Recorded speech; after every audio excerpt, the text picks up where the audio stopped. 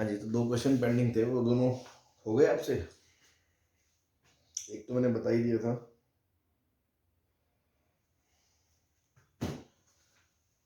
बोलो।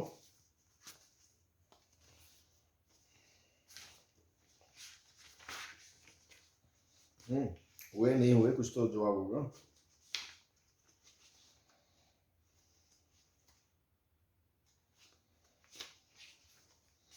बोलो भाई।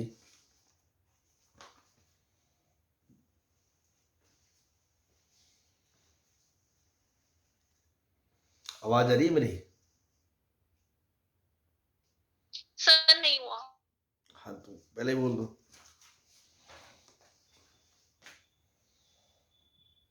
z² plus pz plus q is equal to 0। ये रूट्स थे z1 z2।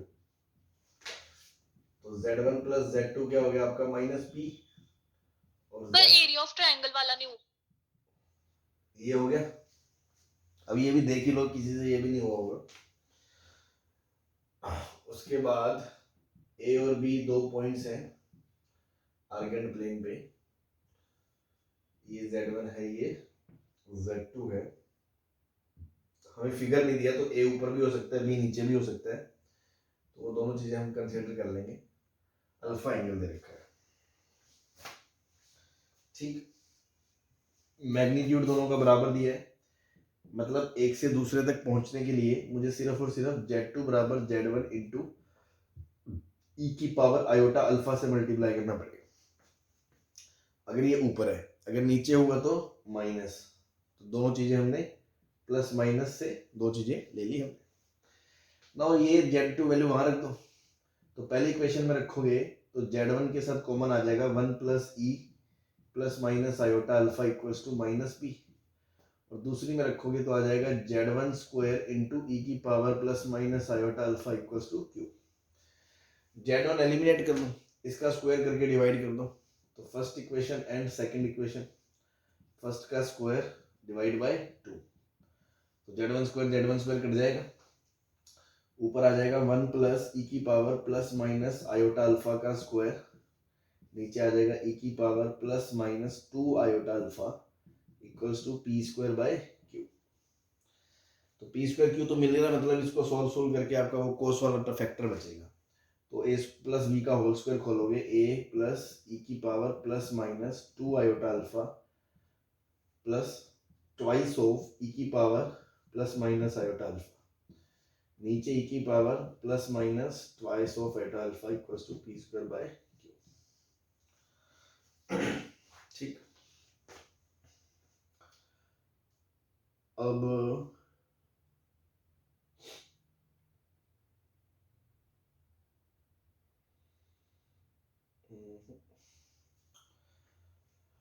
या तो सबकी वैल्यू रख दो पूरे पूरे की, लेकिन सबको सिंप्लीफाई करने से अच्छा अपन थोड़ा सा कैलकुलेशन और रिड्यूस कर सकते हैं।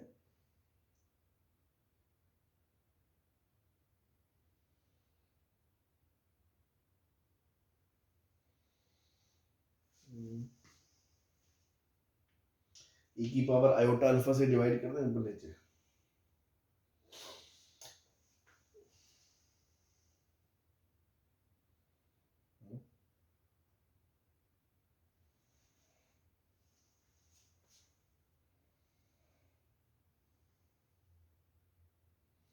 अच्छा, नीचे मैंने ये गलत कर दिया ना, ये नीचे तो डिवाइड कर रहा है, इसका स्क्वायर थोड़ी आएगा, तो ये यही बचेगा बस, नीचे 2 नहीं आएगा ना।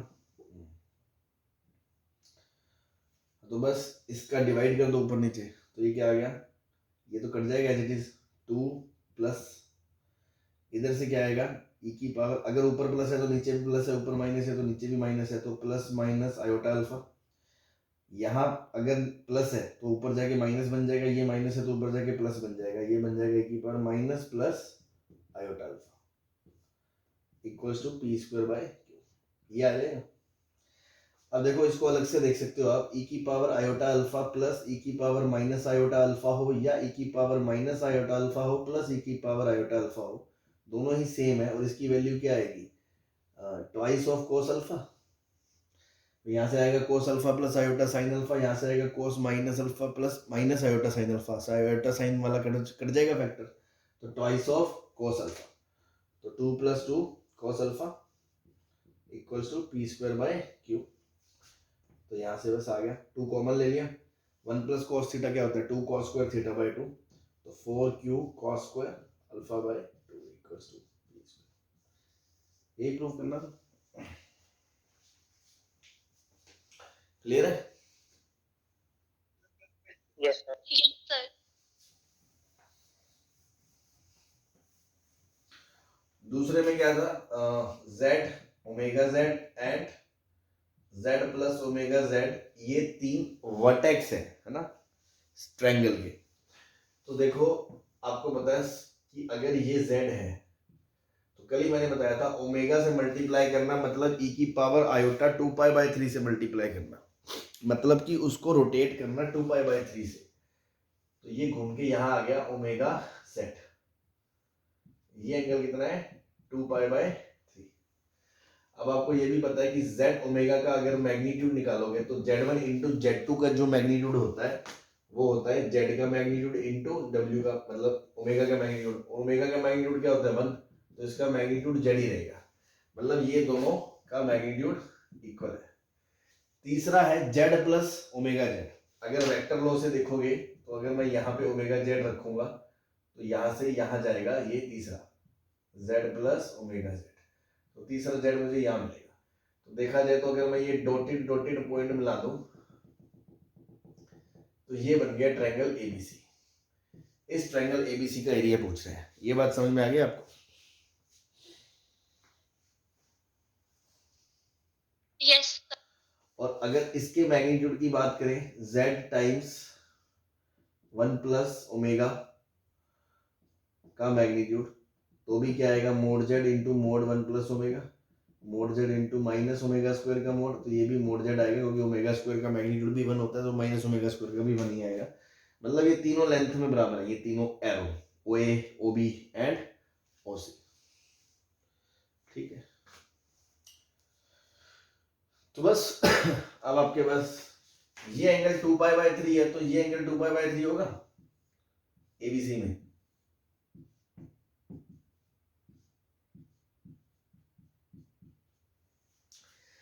ये वेक्टर और ये वेक्टर बराबर है, ये वेक्टर और ये वेक्टर बराबर है, और मैग्नीट्यूड इन दोनों का बराबर है, तो मैग्नीट्यूड इन दोनों का भी बराबर हो गया, मतलब इसका मैग्नीट्यूड भी मोड z है तो इसका मैग्नीट्यूड भी मोड z है।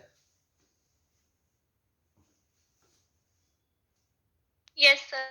बस half A B sine C, तो half mod z square sine 2π/3 equals to जो भी एरिया दे रखे हैं वहां से मोड z आ जाए। या आप ऐसे भी देख सकते थे कि ये एक रोम्बस बन गया, रोम्बस बन गया तो चारों ट्रायंगल का एरिया बराबर होता है, तो चाहे आप नीचे वाले का निकाल लो हाफ मोड z स्क्वायर 2π/3 तो भी एक ही बात है, चाहे आप इधर वाला निकाल लो, ये वाला ट्रायंगल एक इक्विलैटरल ट्रायंगल बनेगा क्योंकि ये बाइसेक्टर है, ये 60 हो गया, ये भी 60 है, इन तीनों का मैग्नीट्यूड बराबर है। तो इक्विलैटरल ट्रायंगल का एरिया क्या होता है √3/4 a स्क्वायर बराबर √3/4 इंटू मोड z का स्क्वायर, वहां से भी सेम आ जाएगा क्योंकि इसका एरिया और इसका एरिया सेम है इस केस में, अदरवाइज इसका ऐसे कर देंगे। क्लियर?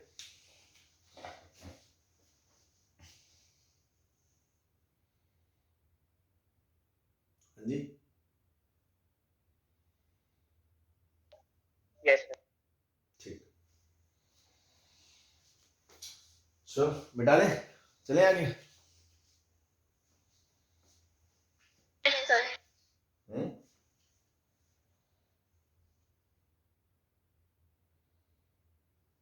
Yes, sir. ठीक ठीक,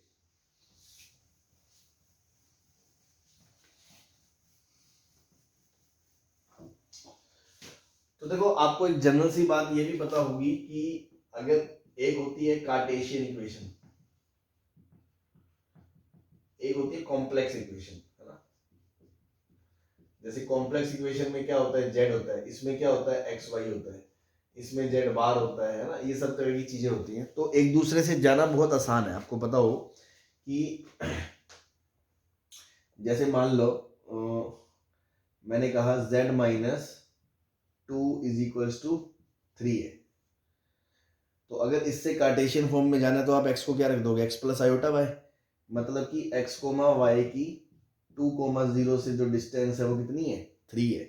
तो आप बोल दोगे x माइनस 2 का स्क्वायर प्लस y का स्क्वायर इक्वल्स टू 9। इस तरह से अपन कर सकते हैं। तो एक दूसरे से रिलेशन समझ में आना चाहिए। जैसे ये एक सर्कल रिप्रेजेंट करता है जिसका सेंटर 2 है, रेडियस 3 है। ये समझ में आता है आपको कि 2,0 से 3 डिस्टेंस पे एक सर्कल मूव कर रहा है। ये जेड है। हाँ जी, यस सर। और अगर यहां से यहां जाना हो या यहां से यहां जाना हो, क्या कर सकते हो? आपको एक रिलेशन याद होगा कि x क्या होता है, z प्लस जेड बार बाय 2 होता है, एंड y क्या होता है, z माइनस जेड बार बाय 2 होता है। आप अगर एक्स वाई की जगह ये रख दो तो ये मिल जाएगा, इसकी जगह ये रख दो तो ये मिल जाएगा। ठीक है, तो एक दूसरे में कन्वर्ट करने के लिए आप इस चीज को यूज कर सकते हो। ठीक है, सो नाउ अगर मैं आपसे कहूं कि z1 z2 z3, next point ये है वर्टिसेस ऑफ ट्रायंगल, तो एरिया ऑफ ट्रायंगल क्या होगा, एरिया ऑफ ट्रायंगल।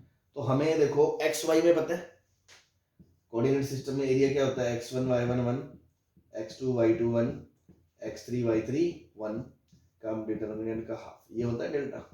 लेकिन मुझे चाहिए z के टर्म्स में, तो x को क्या रख दो आप, z1 प्लस z1 बार बाय 2, z2 प्लस z2 बार बाय 2, z3 प्लस z3 बार बाय 2। ये मैंने यहाँ गलत लिख दिया, नीचे 2 आयोटा आता है ना, z में से z बार घटाओगे तो ट्वाइस ऑफ आयोटा वाई आएगा ना, तो नीचे ट्वाइस ऑफ आयोटा से डिवाइड करोगे तभी तो वाई आएगा।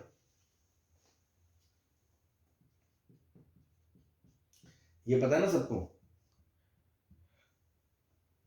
Yes sir. ठीक, तो ये रिलेशन मैंने यहाँ पुट कर दिया।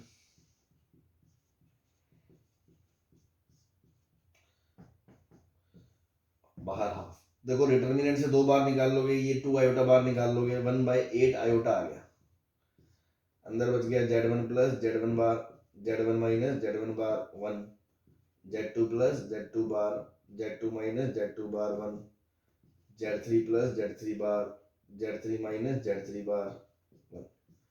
अब देखो दोनों को अगर मैं जोड़ दूं, कॉलम 1 और कॉलम 2 को जोड़ दूं, अगर मैं ऑपरेशन लगाऊं c1 is equals to c1 plus c2, तो z1 बार कट जाएगा, तो twice of z1 twice of z2 twice of z3 आ जाएगा। Yes, sir. और फिर वहां से मैं 2 को बाहर निकाल लूंगा, तो ये 1/4 आयोटा z1 z2 z3, और फिर z1 minus z1 bar, z2 minus z2 बार, z3 माइनस z3 बार बचेगा।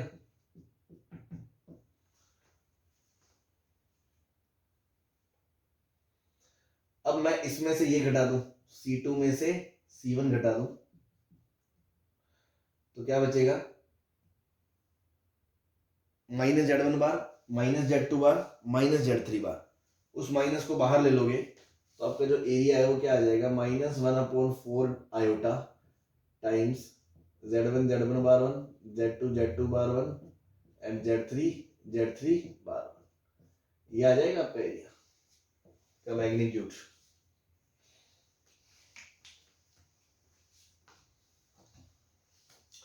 तो एक फॉर्मूला आ गया कि अगर z1 z2 z3 डायरेक्ट पता है तो आप इसमें पुट करके एरिया निकाल सकते हो। ठीक है,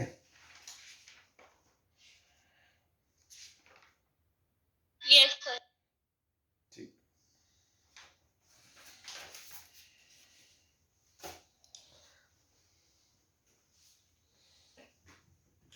और उसके बाद एक नोट डाल देना, अगर z1 z2 z3 कोलिनियर होते हैं तो क्या क्या हिंट आप पहचान सकते हो। पहला तो ये कि डिटर्मिनेंट 0 हो जाए,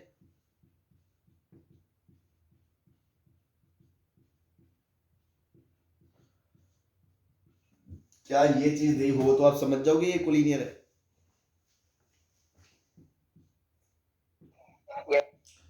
दूसरा क्या बता सकते हो कि अगर 3 पॉइंट कोलिनियर है तो कोई भी 2 डिस्टेंसेस का सम या डिफरेंस तीसरी के बराबर होगा। ये मैंने बताया था आपको, कोलिनियर का एक ये भी क्लोज होता है। तीसरा आप ये बोल सकते हो कि अगर Z1 Z2 Z3 एक ही लाइन में है तो ये वाले दोनों वेक्टर क्या होंगे, कोलिनियर होंगे। कोलिनियर होंगे तो Z3 minus Z1 upon Z2 minus Z1, इसका जो आर्ग्यूमेंट है वो 0 या पाई होगा। इसका आर्ग्यूमेंट 0 या पाई होगा तो मतलब आप ये बोल सकते हो कि ये एक प्योरली रियल नंबर होगा। Z3 minus Z1 upon Z2 minus Z1 बराबर लैम्डा बिलोंग्स टू R।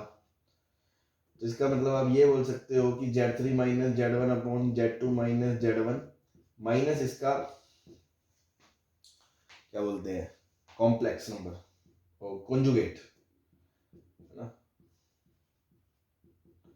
इन दोनों का डिफरेंस 0 होगा। ये बोल सकते हैं सारी चीजें जो मैंने कल बताई थी। ये अगर कोलिनियर है तो आप ये भी बोल सकते हो, आप ये भी बोल सकते हो, आप ये भी बोल सकते हो। हाँ जी, Yes, sir. तो ये सारी चीजें ही किसकी पहचान है, कोई भी एक दे दे मतलब वो कोलिनियर है। ठीक है,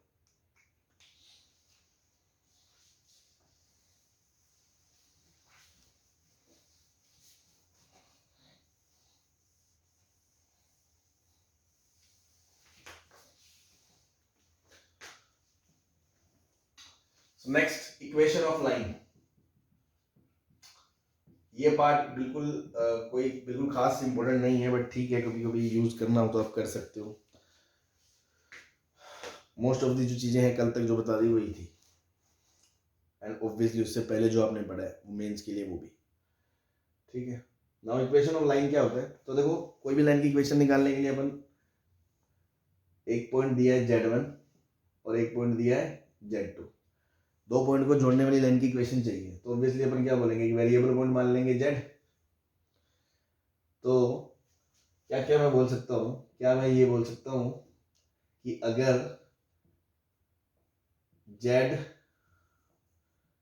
Z1 बार Z1 Z2 Z बार Z1 बार Z2 बार 1 1 1 ये डिटर्मिनेंट 0 कर दें तो ये जो इक्वेशन आएगी वो रैंडमली कोई Z के लिए आएगी, that will lie on this line, क्योंकि कोलिनियर है। ये इक्वेशन ऑफ लाइन दी है।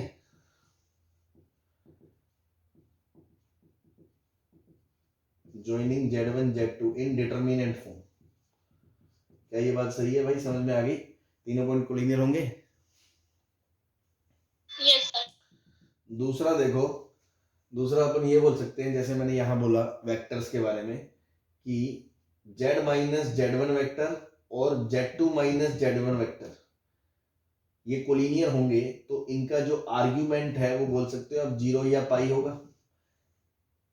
अगर ये बात सही है तो आप ये भी बोल सकते हो कि Z minus Z1 upon Z2 minus Z1 एक प्योरली रियल नंबर होगा लैम्डा। तो अगर क्रॉस मल्टीप्लाई कर दोगे तो Z minus Z1 equal to lambda time Z2 minus Z1, तो Z equal to Z1 plus lambda time Z2 minus Z1।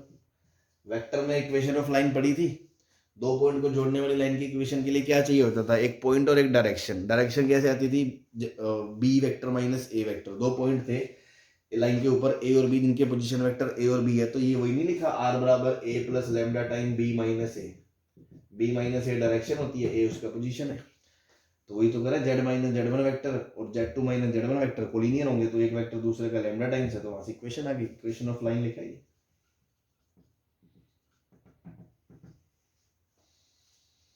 हाँ जी, सारी बातें कोरिलेट होनी चाहिए कि ये भी सही है, ये हमने कल पढ़ा, उससे का मतलब ये प्योरली रियल है, इसका मतलब ये क्रॉस मल्टीप्लाई कर सकते हो, ऐसे लिख सकते हो। फिर हमने एक चीज और बोली थी, अगर कोई नंबर प्योरली रियल है तो उन नंबर का वो नंबर प्लस उसका कॉन्जुगेट, सॉरी उसका डिफरेंस, कॉन्जुगेट का उनका डिफरेंस 0 होता है।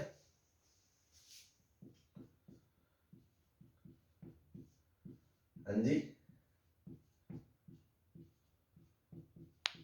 Yes, sir. हाँ, तो आप इसको ऐसे भी लिख सकते हो कि वो नंबर और उसका कॉन्जुगेट बराबर है। तो अगर ये भी रिलेशन आपको मिल जाए तो आप पहचान जाना कि Z Z1 Z2 एक लाइन में है, उनका एक नंबर ये Z minus Z1 vector final upon initial का कॉन्जुगेट बराबर है, मतलब वो एक लाइन में। ठीक है, तो ये सब बातें हमें पता है, लेकिन ये सब तो अगर मैं ना बताऊं तो भी आपको आ जानी चाहिए थी, क्योंकि हमने कहीं ना कहीं पढ़ ली।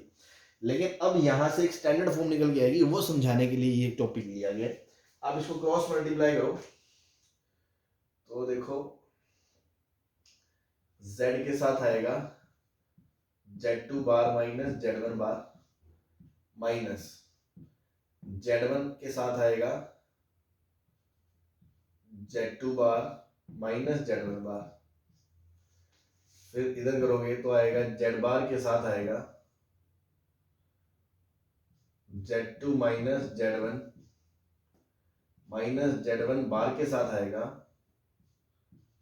z2 minus z1 equals to, बस ये सभी को इधर ले आऊंगा तो ये माइनस ये प्लस इक्वल्स टू 0, ऐसे लिख सकते हो। Yes, sir. तो ये लिखा है z2 बार माइनस z1 बार, ये z का कोफिशिएंट मैंने अलग कर दिया, फिर z बार का लिख रहा हूं मैं माइनस z2 माइनस z1 के साथ z बार, फिर इन दोनों को लिख रहा हूं माइनस, ये प्लस कर दो z1 bar z2 minus z1 minus z1 into z2 bar minus z1 bar equals to 0, ये लिखा हुआ है।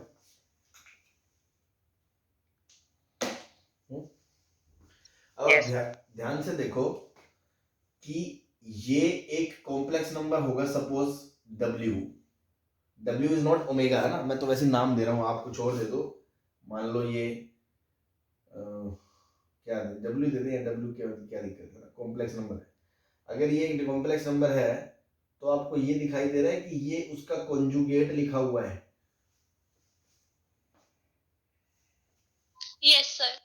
ठीक, तो अगर ये एक कॉम्प्लेक्स नंबर है और तो ये उसका कॉन्जुगेट है, तो w माइनस w बार तो प्योरली इमेजिनरी नंबर होता है, that is lambda times iota where lambda belongs to r, ऐसा ही होता है। कोई भी कॉम्प्लेक्स नंबर में से उसका कॉन्जुगेट घटा दोगे तो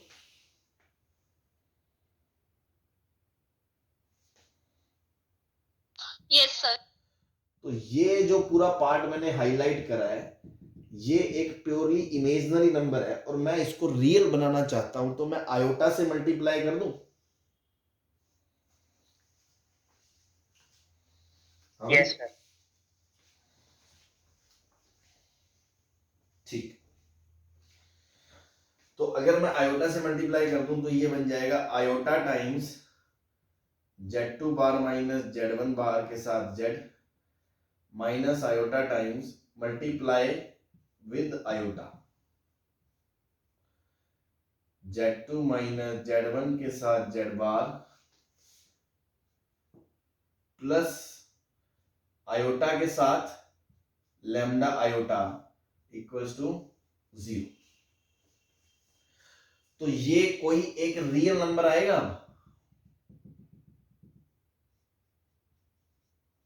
Yes. उसको मैंने नाम दे दिया suppose b belongs to r। ठीक,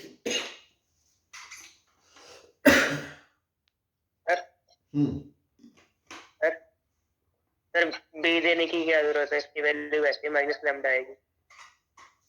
हाँ तो माइनस लैम्डा को b बोल दिया, उसमें क्या हो गया, तुम माइनस लैम्डा को c बोल दो, कोई कांस्टेंट बोल रहा हूं मैं उसको, माइनस लैम्डा को। ओके हाँ ओके ठीक है। नाउ अब ध्यान दो कि अगर ये चीज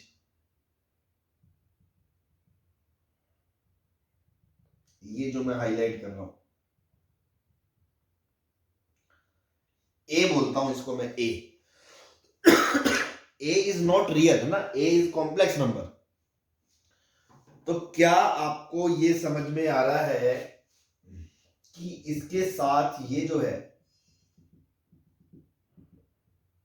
ये ए बार लिखा हुआ है भाई, z2 का बार z2 बार माइनस z1 बार, आयोटा का बार माइनस आयोटा का बार आयोटा होता है।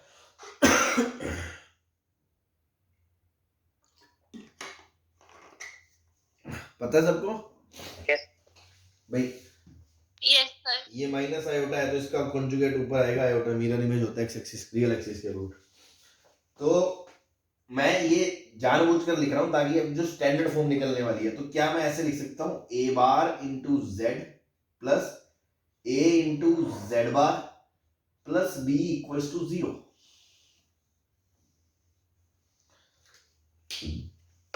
जहां पे मैं मेंशन कर रहा हूं b is real number and a is complex number. ठीक है, कॉम्प्लेक्स में भी रियल इमेजिनरी वो एक अलग बात है, b रियल है 100%। तो क्या ये लाइन की इक्वेशन आ गई? This form is called standard form of line.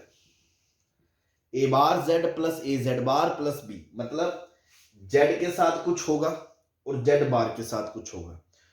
जो z के साथ होगा उसका कॉन्जुगेट z बार के साथ होगा, या z बार के साथ जो होगा उसका कॉन्जुगेट z के साथ होगा, है ना। Coefficients of z and z bar are conjugate of each other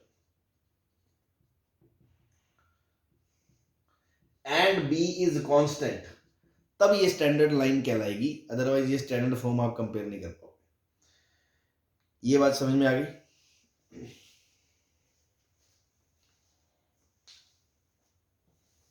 हाँ जी,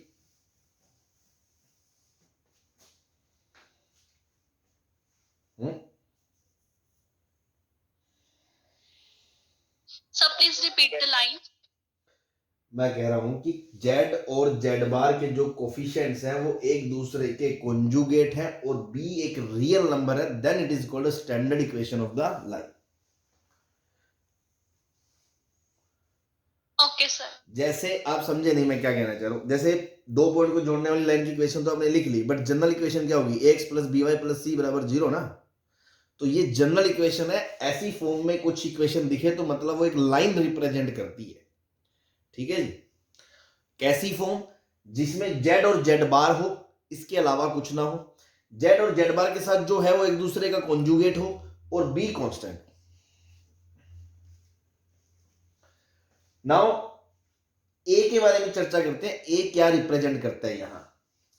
अब ध्यान दो, z2 एक a क्या है, मैंने a क्या माना है? मैंने माना है minus iota time z2 minus z1। तो एक बात बताओ, z2 माइनस z1 एक वेक्टर है लाइन के डायरेक्शन में? हाँ जी, z2 माइनस z1 लाइन के डायरेक्शन में एक वेक्टर है, उसको आपने किससे मल्टीप्लाई कर दिया? माइनस आयोटा से। माइनस आयोटा से मल्टीप्लाई करने पे, अगर इसको माइनस आयोटा से मल्टीप्लाई कर दोगे तो वो एक वेक्टर आएगा perpendicular to the direction of line.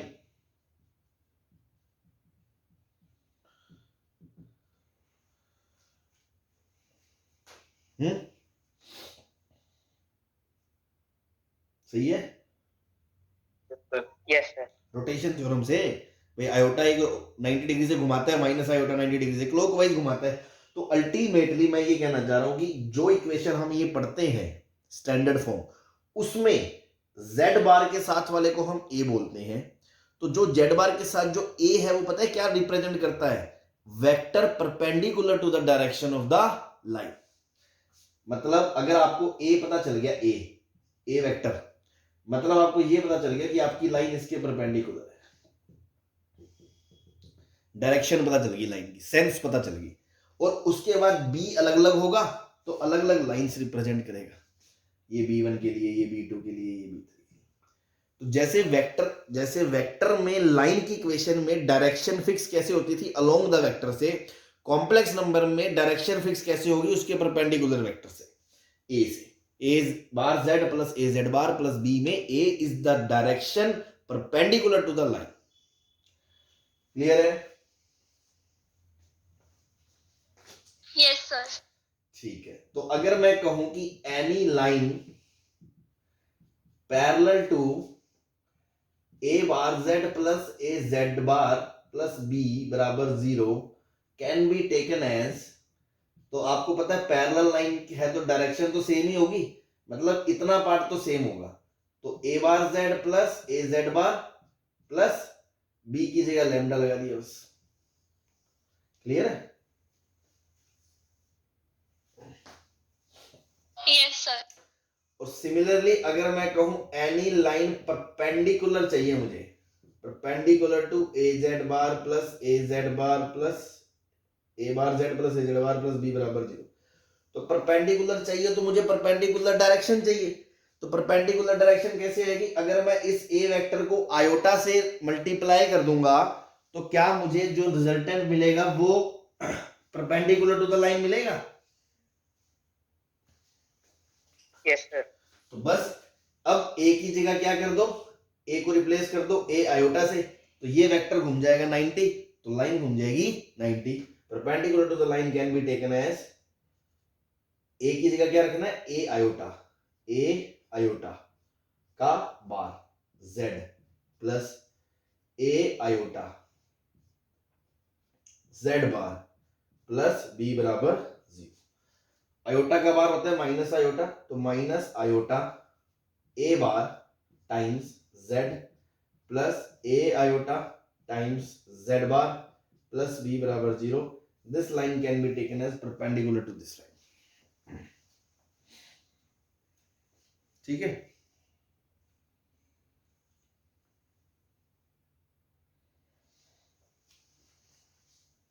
Yes, sir. चलो, हालांकि मैं दोबारा बता रहा हूं, ये जो फॉर्म है स्टैंडर्ड वाला, ये सबसे लीस्ट इंपोर्टेंट पार्ट है। इवन बहुत ही मतलब रेयर चांस है कि आपका एडवांस में यूज हो, है ना। बाकी जो पार्ट है सिंपल, वो जो डिटर्मिनेंट देखना और वो सब तो चलो फिर भी समझ में आता है।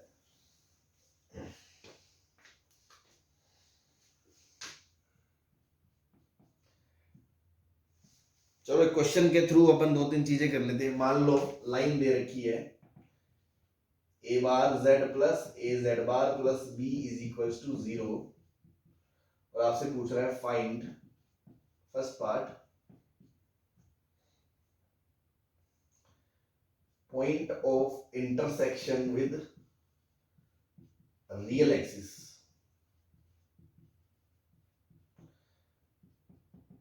सेकंड आपसे पूछ रहे हैं foot of perpendicular from point whose position vector whose complex number is c z1 z2 z3, इस तरह से भी बात कर सकते हैं, to the line L। Third part length of perpendicular from C to line। Fourth part reflection of C about line L। ठीक, इस पे बात कर लेते हैं।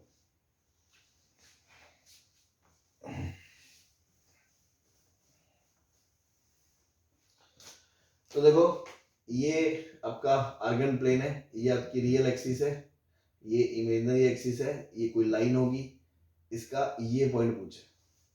अब हमें इक्वेशन किस में पता है, कार्टेशियन में नहीं पता है, एक्स वाई में। हमें कॉम्प्लेक्स प्लेन में इक्वेशन जेड के टर्म्स में पता है, कॉम्प्लेक्स इक्वेशन। तो कॉम्प्लेक्स इक्वेशन में बात कर लेते हैं, कार्टेशियन में भी कन्वर्ट करके करना चाहो तो। लेकिन अब ए बार दिया तो इसमें ही करो ना, क्योंकि ए हमें नहीं पता क्या है। नाउ क्या करें, रियल एक्सिस वाला ये पॉइंट निकालना है पी निकालने की क्या करोगे, जैसे हम रियल एक्सिस में वहां क्या पुट करते थे, y को 0 पुट करते थे। यहां y 0, इमेजिनरी पार्ट 0 होगा। इमेजिनरी पार्ट 0 होगा मतलब हम ये बोल सकते हैं, क्योंकि p प्योरली रियल होगा, प्योरली रियल होगा तो जो p के लिए कॉम्प्लेक्स नंबर z होगा उसका z बार बराबर होगा।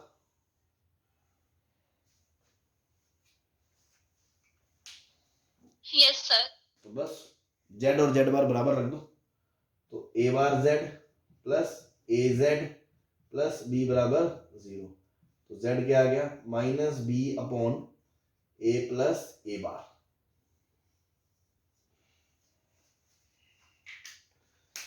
a प्लस a बार भी एक रियल नंबर होगा, b भी एक रियल नंबर है, रियल अपॉन रियल रियल आएगा, तो देखो p प्योरली रियल है। ठीक है ना, ये फर्स्ट हो गया। सेकंड, ये एक लाइन है L, ये कॉम्प्लेक्स नंबर है C, यहां से इस पे फुट गिराया, ये m पूछा है आपसे, है ना, m का मान लो z पूछा है आपसे, z ऑफ m। तो क्या करें,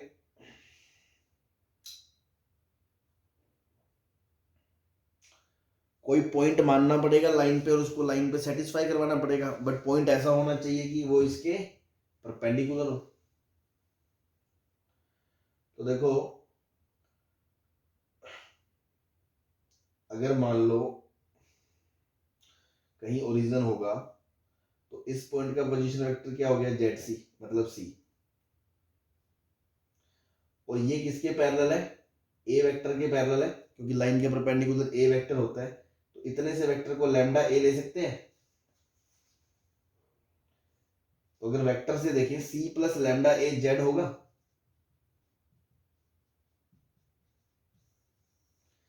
सेम वेक्टर में हम यही प्रोसीजर करते थे, आपको याद हो तो बस वही से C प्लस लैम्डा A कोई भी पॉइंट होगा इस पे, इस तरह से जो इसके परपेंडिकुलर लाइन पे होगा। Yes sir. अब हमें चाहिए पर्टिकुलर वो जो लाइन पे ही होगा, तो उठा के इसको लाइन को सेटिस्फाई करवा दो, वहां से लैम्डा आ जाएगा, सेटिस्फाई द लाइन। तो A बार के साथ Z मतलब C plus lambda A plus A के साथ Z बार मतलब C bar plus lambda A का बार। अब ध्यान देना सारी चीजें, आपको फॉर्मूले पता है, Z1 प्लस Z2 का बार डिस्ट्रीब्यूट हो जाता है, Z1 इंटू Z2 का बार डिस्ट्रीब्यूट हो जाता है। यहाँ पे मैंने इस पूरे का बार लगाया ना, तो C का बार अलग हो गया, लैम्डा A का बार अलग हो गया। अब लैम्डा A का बार हो जाएगा, लैम्डा का बार अलग, A का बार अलग, बट लैम्डा प्योरली रियल है, लैम्डा एक रियल है, तो लैम्डा पे बार लगाने की जरूरत नहीं है, आप सिर्फ A पे लगा के भी काम चला सकते हो। प्लस B इक्वल्स टू 0, तो यहां से लैम्डा निकाल लिया, A bar plus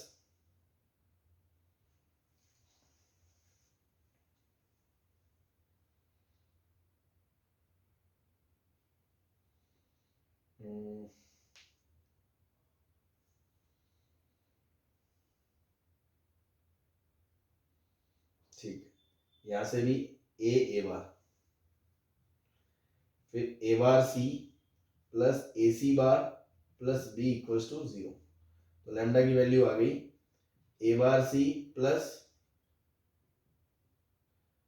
AC bar plus B upon minus के साथ ट्वाइस ऑफ A बार। इस लैम्डा को उठा के यहां रख दूंगा तो ZM आ जाएगा आपका, वही पूछा था आपसे, पुट लैम्डा, ठीक है। लेंथ ऑफ परपेंडिकुलर क्या हो जाएगी, लैम्डा A का मैग्नीट्यूड। तो लैम्डा जब आ जाएगा तो आप लैम्डा A का मैग्नीट्यूड निकाल लेना, लैम्डा तो बस लैम्डा का बार इंटू A का बार, आंसर आ जाएगा। ये सब कुछ आप इनके टर्म्स में ही तो दोगे, कॉन्जुगेट लैम्डा मैग्नीट्यूड इनके टर्म्स में, बाकी तो कुछ पता ही नहीं। लैम्डा वेरिएबल था, वहां से निकाल लिया आपने। चौथा है रिफ्लेक्शन ऑफ C। तो रिफ्लेक्शन के लिए देखो वही चीज को मैं दोबारा ले रहा हूं, अगर ये C है और रिफ्लेक्शन मान लो D है, तो ये मिरर इमेज होगा, ये बीच में आपका ZM है, M।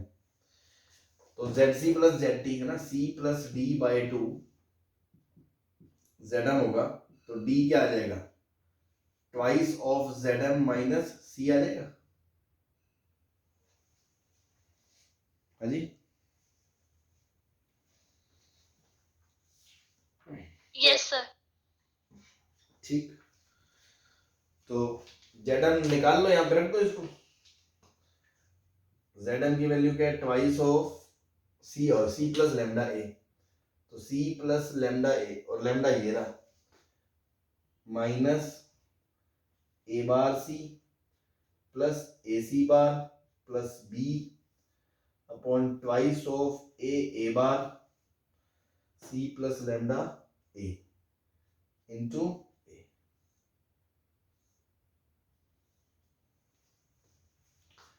ये तो आ गया twice of ZM minus C। तो देखो 2C माइनस C, ये हो गया C माइनस 2 से 2 कट गया, तो क्या बचा A bar C plus AC bar plus B, ये ए से ए भी कट गया, अपॉन ट्वाइस ऑफ ए बार।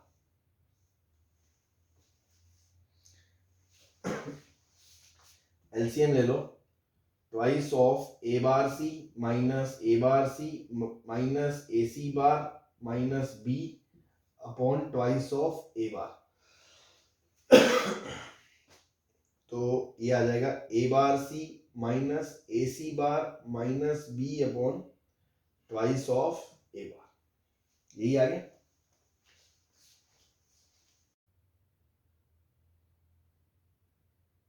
बोलो।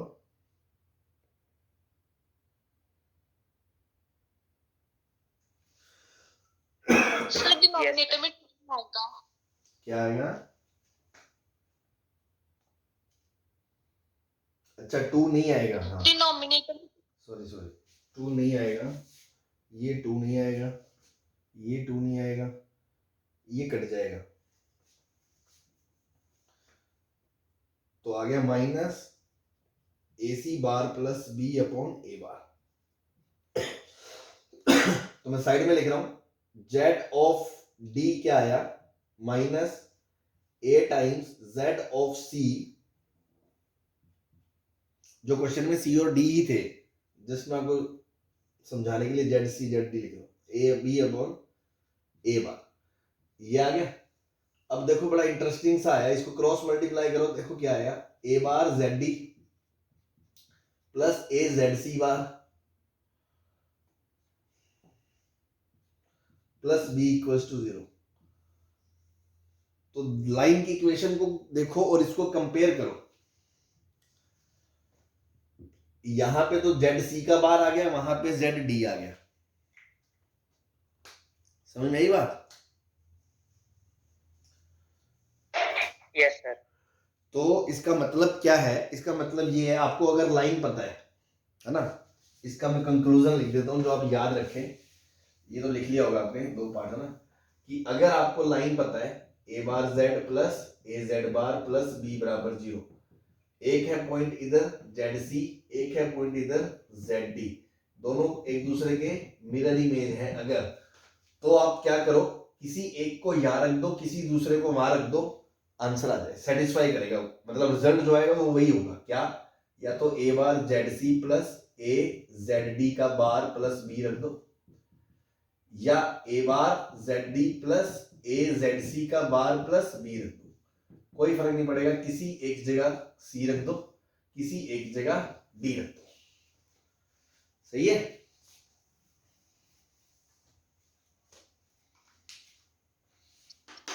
यस। ठीक।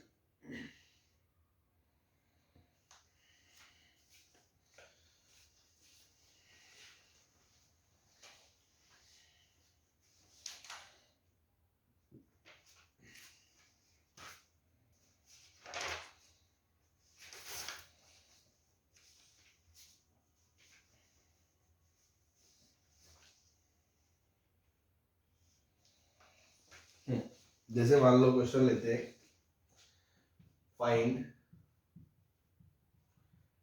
रिफ्लेक्शन ऑफ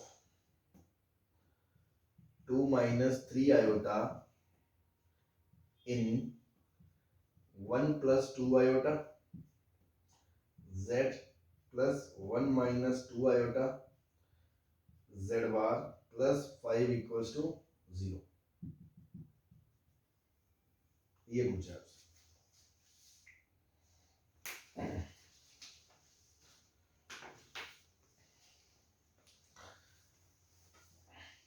ठीक, तो देखो ये लाइन है, ये पॉइंट है 2, -3, इसकी इमेज पूछी आपसे डी की, ये सी है, तो मैंने क्या बोला, एक जेड की जगह और एक जेड बार की जगह कहीं पे भी एक सी रख दो, कहीं पे भी डी रख दो, बार है तो बार लगा के ही रखना है। तो एक बात बताओ, मुझे डी निकालना है, सी दी है, तो अगर मैं डी को यहां रखूंगा तो वहां से तो जेड डी बार आएगा, फिर उसका कॉन्जुगेट लेके डी आएगा, तो एक स्टेप फालतू क्यों बढ़ाना, मैं डी को यहां रख दूं, सी को यहां रख दूं, काम हो जाएगा मेरा। Yes sir. तो 1 plus 2 iota into z coordinate of d plus 1 minus 2 iota into Z bar मतलब जेड सी का बार प्लस 5 इक्वल्स टू 0। तो ये अल्टीमेटली डायरेक्ट हम इस रिजल्ट पे पहुंच जाएंगे। तो बस यहां से 1 plus 2 iota times Z D plus 1 minus 2 iota Z C का कॉन्जुगेट क्या हो जाएगा 2 plus 3 iota plus 5 equals to 0। यहां से सॉल्व कर लो तो 1 plus 2 2 plus 3 iota minus 4 iota 3 to 6 minus 6 iota square minus 1 plus 6 plus 5 equals to 0।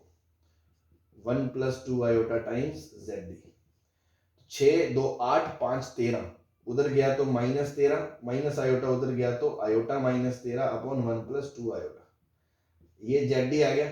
अब इसको स्टैंडर्ड फॉर्म में ले जाने के लिए आप रैशनलाइज कर दोगे 1 माइनस 2 आयोटा 1 माइनस 2 आयोटा से आ जाएगा आंसर।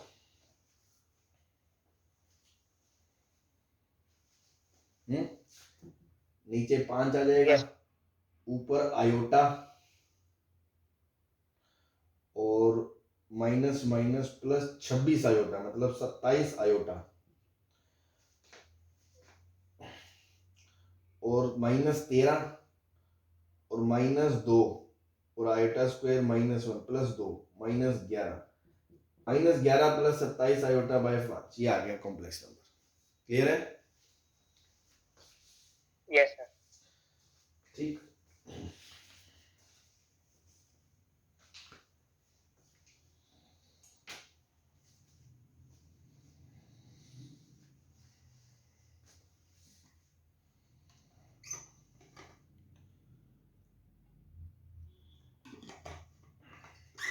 चले Yes, sir.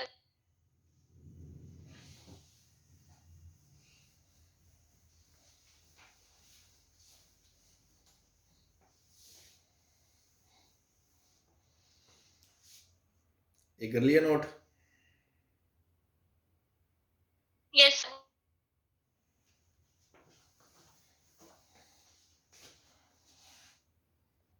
Next equation of circle.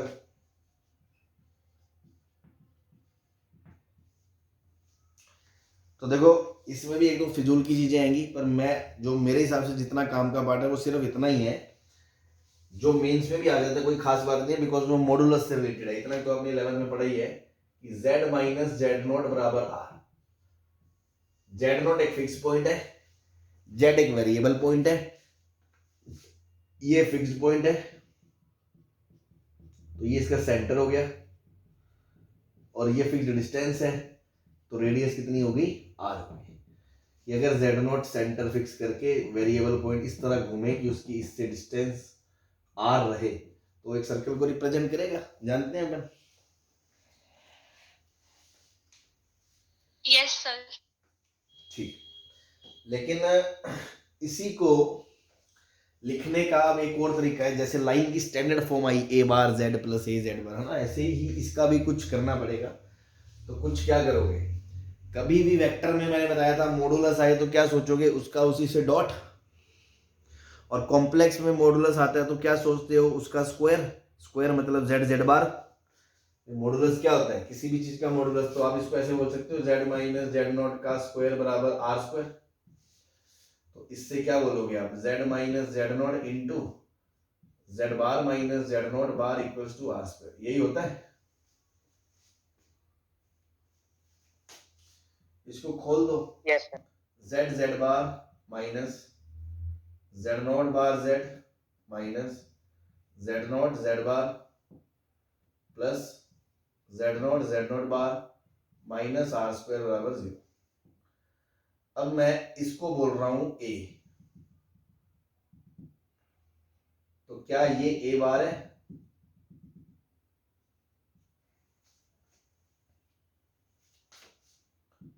और ये एक रियल नंबर है तो इसको मैं b बोल दूं, b belongs to real and a belongs to complex. तो क्या ये इक्वेशन बन गई z Z bar plus a bar z plus a Z bar plus b square, b equals to 0। Standard form of circle.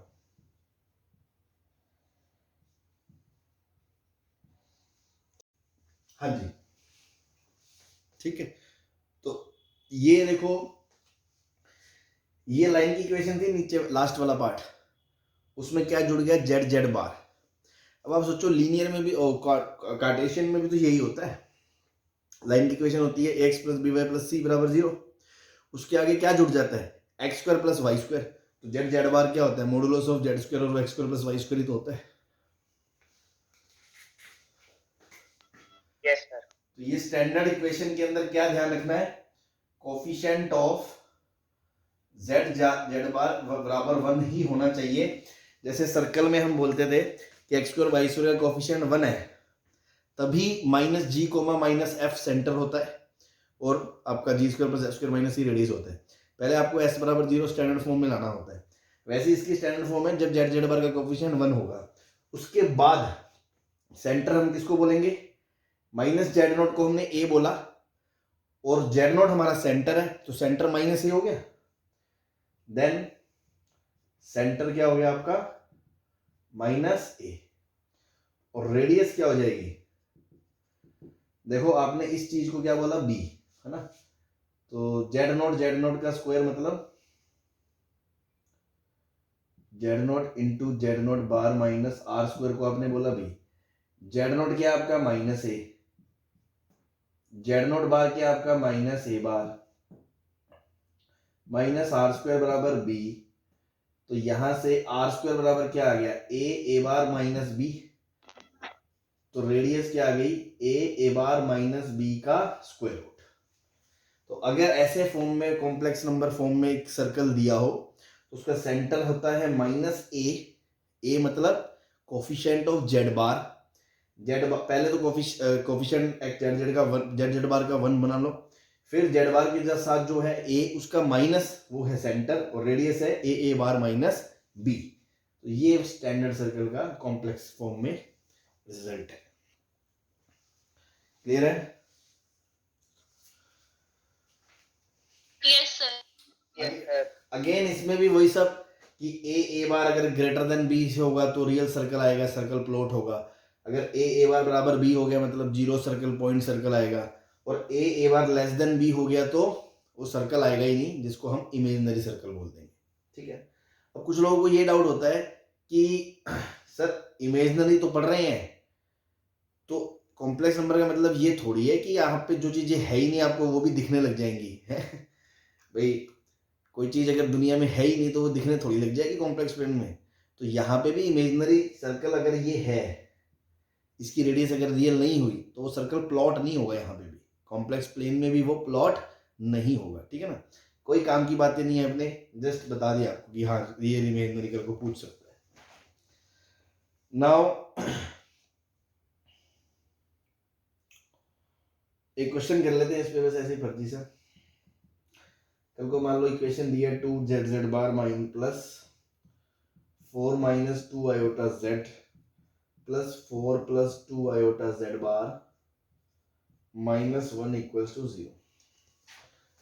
तो centre radius बताना है, तो सबसे पहले क्या करोगे, इसका कोफिशिएंट क्या बोलोगे, 1 बनाओगे, सीधा नहीं आंसर देना।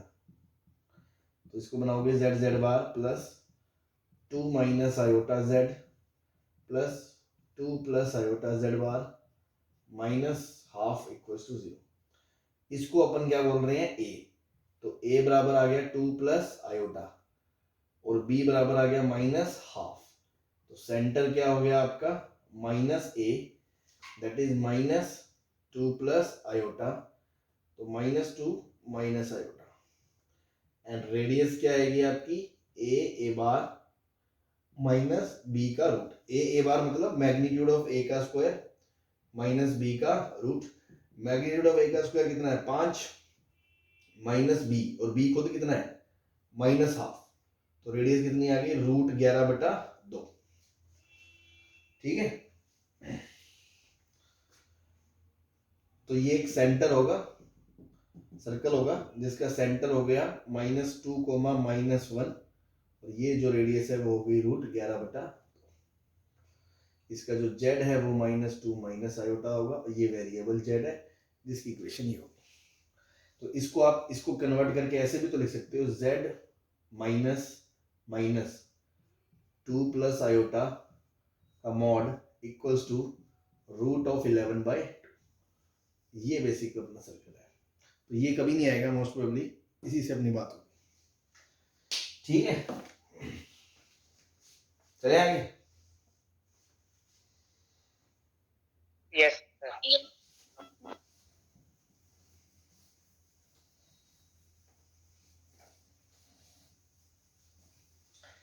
अब इसमें डायमेट्रिक फॉर्म भी वो पूछ सकता है एंड पॉइंट देके, है ना।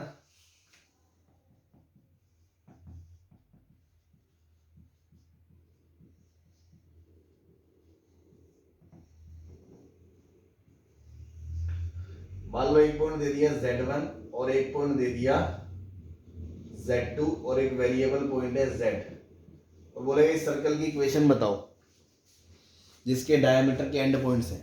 तो अपने काम की बात सुने, अपने को जो मोस्ट इंपोर्टेंट है, जो हम खुद के आईक्यू से बता सकते हैं, या अगर वो लिखी है तो हम मेंस के सिलेबस के इंक्लूड भी उसको हम जज कर पाए, है ना।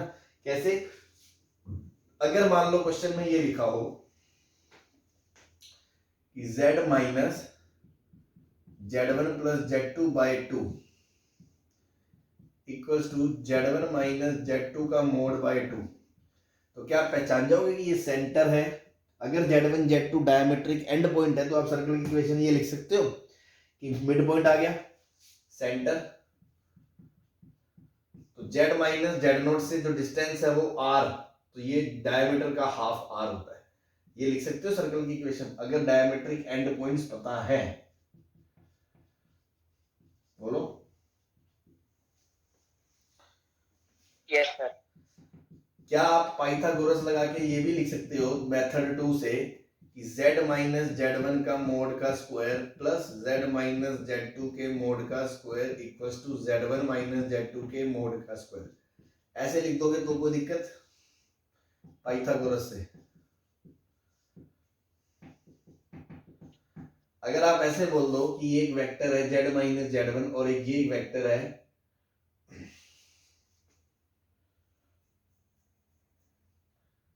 Z माइनस Z2, ये वेक्टर है Z माइनस Z1, इनके बीच एंगल 90 है, तो अगर ऐसा दिया जाए argument of Z minus Z2 upon argument of Z minus Z1 बराबर प्लस माइनस π/2, तो क्या आप समझ जाएंगे कि ये तीनों पॉइंट एक सर्कल पे लाई करते हैं जिसके लिए Z1 Z2 diametric and points का काम करेंगे। हाँ जी, ये चीजें हैं अपने काम की, है ना। these things are not in not we cannot say कि आउट ऑफ सिलेबस है, ये तो आपको समझना है। ये दो वेक्टर्स हैं, मतलब कि Z1 Z2 और वो Z90 बना रहे हैं, मतलब वो सर्कल पे लाई करेंगे जिसके लिए डायमीटर एंड पॉइंट है। ये भी डिस्टेंस फॉर्मूला मॉडुलस है सिलेबस में, ऐसे भी लिख सकते हो, ऐसे भी लिख सकते हो, समझ रहे हो। अब अगर ये है तो आप इससे ये भी जज कर सकते हो कि अच्छा तो फिर तो Z minus Z2 upon Z minus Z1 purely imaginary होगा। प्योरली इमेजनरी होगा तो आप इसको ऐसे भी लिख सकते हो Z minus Z2 upon Z minus Z1 plus इसका कॉन्जुगेट है, उनका सम 0 होगा। जो बातें मैं कल से बता रहा हूँ रोटेशन थ्योरम से, जो सारी चीजें हमने ये बताई हैं, ये सारी फॉर्म्स हैं किसकी, डायमेट्रिक एंड पॉइंट की, लेकिन ये कोई भी आउट ऑफ सिलेबस नहीं बोल सकते। बात समझ में आ गई। ये सारी चीजें पढ़ना समझना जानते हो कि ये दिया या ये देके ये पूछे, तो ये सब हमें इंटरलिंक करना आना चाहिए। यही तो ज्योमेट्रिकल एप्लीकेशन है उसका, कॉम्प्लेक्स का। हाँ जी, Yes, sir. ठीक। नाउ अगर इसको आप क्रॉस मल्टीप्लाई करोगे तो Z minus Z2 into Z bar minus Z1 bar plus Z bar minus Z2 bar Z bar minus Z1 bar, sorry Z minus Z1 bar and Z bar minus Z2 बार। ये diametric and form कुछ कुछ वैसे दिखने में लगती है जैसे अपन circle में रखते हैं x minus x1 into x minus x2, है ना। तो ऐसे देखो, एक में Z माइनस Z2 है, एक में Z माइनस Z1 है, दूसरे में दोनों पे बार है, तो Z बार माइनस Z1 बार है और Z बार माइनस Z2 बार है। मतलब दो Z माइनस कुछ फिर Z बार माइनस कुछ, Z माइनस कुछ Z बार माइनस कुछ, एक में जो यहाँ दूसरे में यहाँ अपोजिट, यहाँ जो बार में आ गया दूसरे में वो बिना बार के आएगा, इधर वो उल्टा हो जाएगा। कोई जरूरत नहीं है इसको रटने की, बट हाँ this is called standard diametric form and point. Clear है।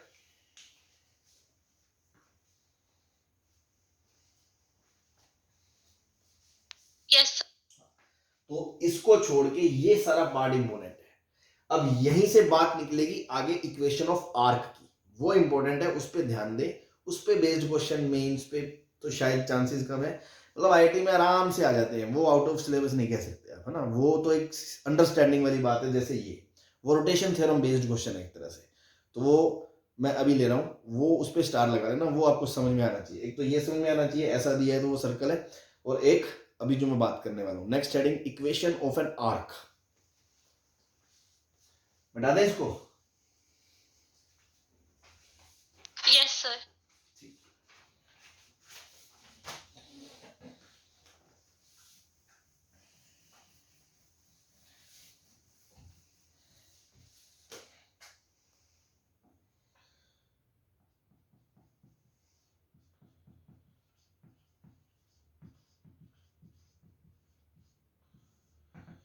देखो मान लो 2 पॉइंट दिए जाए यार आपको, ए और बी, है ना। इसको थोड़ा अच्छे से लिखना, अच्छे से समझना, और इस पे बेस्ड क्वेश्चन भी करने चाहिए आपको। मान लो क्वेश्चन में वो कह दे इसका है Z1 और इसका कॉम्प्लेक्स नंबर है Z2, और एक वेरिएबल पॉइंट है P जिसका कॉम्प्लेक्स नंबर है Z। वो क्वेश्चन में कह दे Z minus Z2 upon Z1, हाँ Z2 upon Z minus Z1 का आर्ग्यूमेंट सर थीटा है। तो आपके तुरंत पिक्चर क्या बनेगी कि Z1 Z2 दो फिक्स पॉइंट है, एक वेरिएबल पॉइंट है Z। लेकिन अब ध्यान क्या देना होता है, आपको दो वेक्टर बनाने हैं, एक तो Z माइनस Z2 और एक Z माइनस Z1। तो आपने क्या करा, एक तो वेक्टर बना दिया Z minus Z1, Z minus Z1। दूसरा आपने वेक्टर बना दिया Z माइनस Z2। अब आपको पता है रोटेशन थ्योरम से कि फाइनल अपॉन इनिशियल का आर्ग्यूमेंट अगर थीटा है, इट मींस दोनों के इनिशियल पॉइंट सेम बना के इनिशियल से फाइनल की तरफ घूमो एंटी क्लॉकवाइज, वो थीटा होना चाहिए। Yes sir. तो इस डायग्राम के अकॉर्डिंग ये वाला एंगल थीटा है,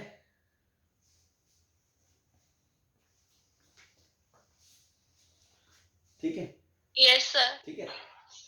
अब इससे पहले अपन थोड़ा सा नॉर्मल स्ट्रेट लाइन सर्कल में भी ऐसे क्वेश्चंस करते थे, तो उसकी बात कर लेते हैं कि ठीक है। अब 3D में भी, और 3D के सॉरी कोऑर्डिनेट सिस्टम में भी अपन ने ऐसे क्वेश्चन करे होते थे कि ए और बी फिक्स पॉइंट है, P is a variable point such that angle APB is 90 degree, तो वो एक सर्कल बनाता था। लेकिन अगर मैं बोलूं such that angle APB is 60 degree, तो आपको पता है ना एबी से पास होने वाले दो सर्कल आएंगे, एक तो यूं,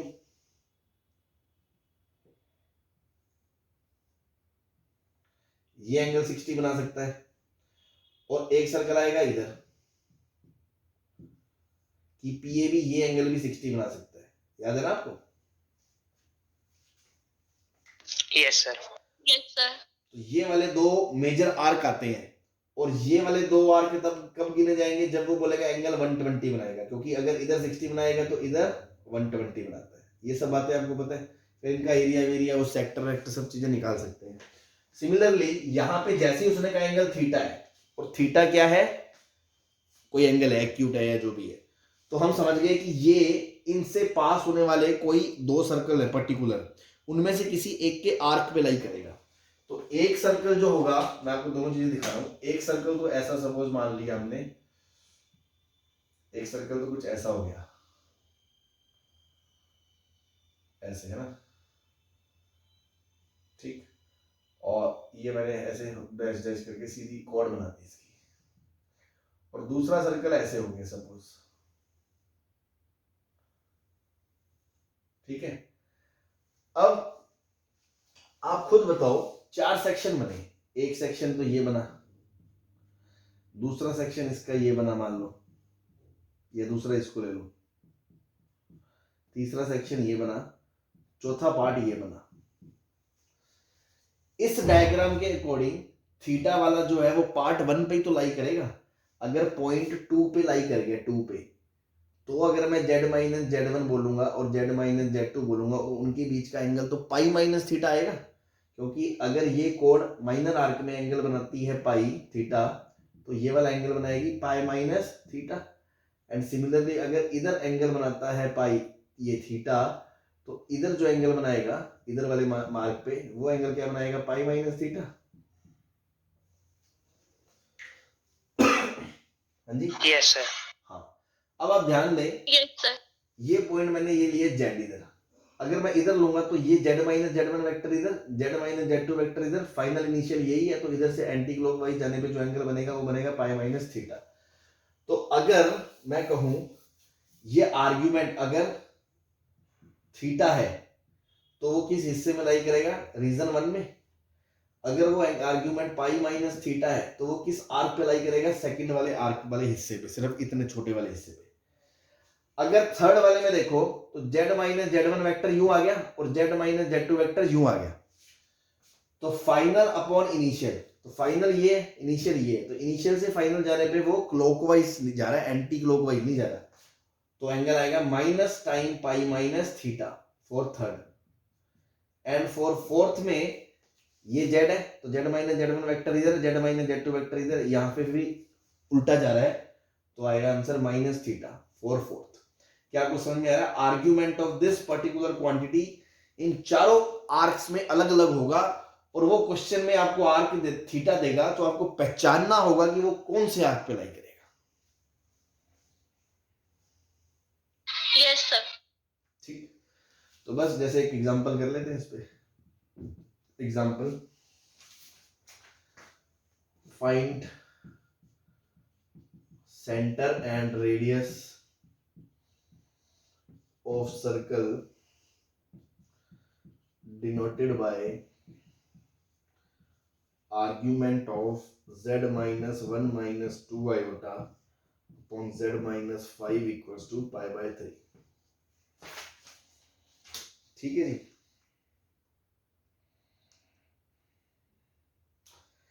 तो अब क्या बोला इसने, तो आपने जैसे ही पहचाना इसको शिकारी तरीके से कि z माइनस क्या लिखा है 1 प्लस 2 आयोटा, तो ये हो गया आपका Z1, Z2 बोल लो, और हो गया Z माइनस 5, ये हो गया आपका Z1 का आर्ग्यूमेंट आपको दिया है पाई बाय 3। तब आप पहले तो इन दोनों पॉइंटों को प्लॉट करोगे, तो हमने क्या करा, दोनों पॉइंट को प्लॉट करा। एक पॉइंट है 5,0, 1 2 3 4 5,0, इसको मैं बोल रहा हूं Z1, और दूसरा है 1,2, तो 1,2 ये वाला पॉइंट जिसको हम बोल रहे हैं Z2, 1,2, ये हो गया आपका A, ये हो गया मान लो B। ठीक है, इससे जोड़ने वाली ये लाइन आ गई। अब पहले तो आपको ये पहचानना है कि Z इधर होगा या Z इधर होगा। कैसे, सपोज Z ऊपर है, अगर Z ऊपर है तो Z माइनस Z2 वेक्टर बनेगा यूं, और Z माइनस Z1 वेक्टर बनेगा यूं। सही है, Z minus Z2, Z minus Z1। इस ओरिएंटेशन के हिसाब से, इसके हिसाब से फाइनल वेक्टर ये है, इनिशियल वेक्टर ये है, तो इनिशियल से फाइनल जा रहा हूं तो एंगल आएगा माइनस पाई बाय 3, लेकिन क्वेश्चन में पाई बाय 3, मतलब इधर Z नहीं हो सकता। बात समझ में आई भाई, इधर Z कहीं पे भी हो ऊपर, एंगल तो हमेशा इनिशियल से फाइनल पॉजिटिव आएगा ना, नेगेटिव तो नहीं आ सकता। Yes sir.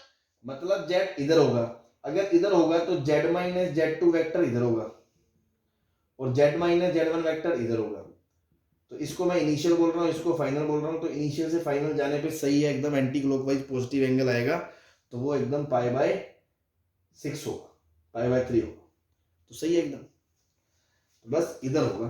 तो अब ये जो सर्कल था एक, ये माइनर आर्क, तो इसका माइनर आर्क होगा ये, क्योंकि माइनर आर्क पे ही एंगल एक्यूट एंगल बनता है, तो बेसिकली ये वाला सर्कल आएगा। तो बस अब इस सर्कल का तामझाम निकाल लो।